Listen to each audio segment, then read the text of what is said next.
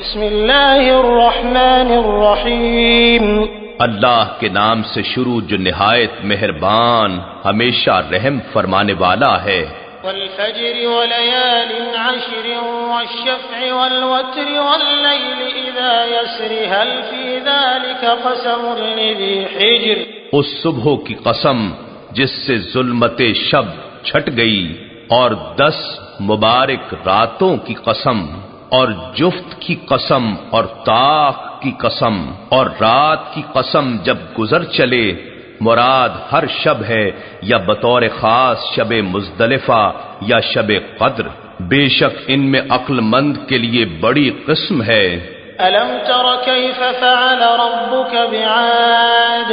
کیا آپ نے نہیں دیکھا کہ آپ کے رب نے قوم عاد کے ساتھ کیسا سلوک کیا؟ إرم ذات العماد التي لم يخلق مثلها في البلاد۔ جو اہل ارم تھے اور بڑے بڑے ستونوں کی طرح دراز قد اور اونچے محلات والے تھے، جن کا مثل دنیا کے ملکوں میں کوئی بھی پیدا نہیں کیا گیا۔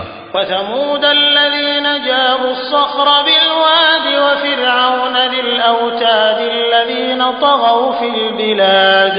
اور سمود کے ساتھ کیا سلوک ہوا جنہوں نے وادی قری میں چٹانوں کو کاٹ کر پتھروں سے سینکڑوں شہروں کو تعمیر کر ڈالا تھا، اور فرعون کا کیا حشر ہوا جو بڑے لشکروں والا یا لوگوں کو میخوں سے سزا دینے والا تھا۔ یہ وہ لوگ تھے جنہوں نے اپنے اپنے ملکوں میں سرکشی کی تھی۔ فأكثروا فيها الفساد فصب عليهم ربك سوط عذاب۔ پھر ان میں بڑی فساد انگیزی کی تھی تو آپ کے رب نے ان پر عذاب کا کوڑا برسایا۔ ان ربك لبالمرصاد۔ بے شک آپ کا رب سرکشوں اور نافرمانوں کی خوب طاق میں ہے۔ فأما الإنسان إذا ما ابتلاه ربه فأكرمه ونعمه فيقول ربي أكرمن۔ مگر انسان ایسا ہے کہ جب اس کا رب اسے راحت و آسائش دے کر آزماتا ہے اور اسے عزت سے نوازتا ہے اور اسے نعمتیں بخشتا ہے تو وہ کہتا ہے میرے رب نے مجھ پر کرم فرمایا۔ وَأَمَّا إِذَا مَا ابْتَلَاهُ فَقَدَرَ عَلَيْهِ رِزْقَهُ فَيَقُولُ رَبِّي أَهَانَنِ۔ لیکن جب وہ اسے تکلیف و مصیبت دے کر آزماتا ہے اور اس پر اس کا رزق تنگ کرتا ہے تو وہ کہتا ہے میرے رب نے مجھے ذلیل کر دیا۔ كَلَّا بَل لَّا تُكْرِمُونَ الْيَتِيمَ۔ یہ بات نہیں بلکہ حقیقت یہ ہے کہ عزت اور مال و دولت کے ملنے پر تم یتیموں کی قدر و اکرام نہیں کرتے۔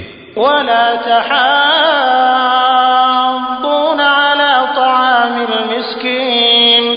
اور نہ ہی تم مسکینوں یعنی غریبوں اور محتاجوں کو کھانا کھلانے کی معاشرے میں ایک دوسرے کو ترغیب دیتے ہو۔ وَتَأْكُلُونَ التُّرَاثَ أَكْلًا لَمًّا وَتُحِبُّونَ الْمَالَ حُبًّا جَمًّا۔ اور وراثت کا سارا مال سمیٹ کر خود ہی کھا جاتے ہو، اس میں سے افلاس زدہ لوگوں کا حق نہیں نکالتے، اور تم مال و دولت سے حد درجہ محبت رکھتے ہو۔